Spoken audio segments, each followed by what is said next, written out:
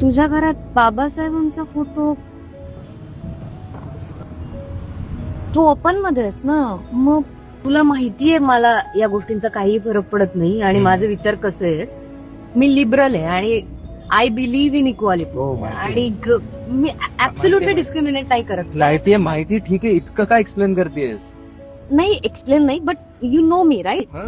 हा मग वाय बाबासाहेब?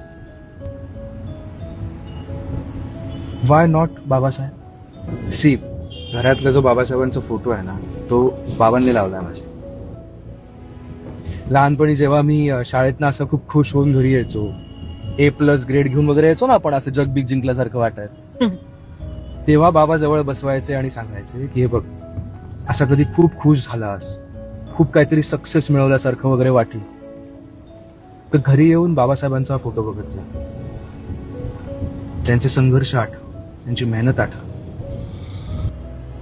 ते सगळं आठवून तुला वाटेल की आपण काहीच नाही केलं यार. तुला तुझं यश, तुझा आनंद फार फार छोटा वाटायला लागला. किंवा व्हायचा वर्षा, म्हणजे कधी निराश होऊन घरी आलो, कधी फोमो झाला, असं वाटलं की बॉस यार सगळं जग संपलंय, म्हणजे आता काही पुढे दिसतच नाहीये, तर तेव्हाही बाबा हेच समजवायचे की हा महामानवाचा फोटो बघ. आणि तेव्हा बाबासाहेब तुला का जगायचं ते शिकवते.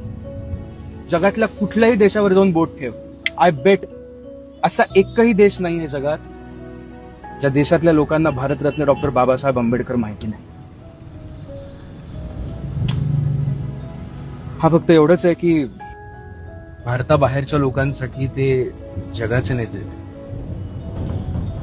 आणि भारतातल्या लोकांसाठी एका विशिष्ट समाजाचे.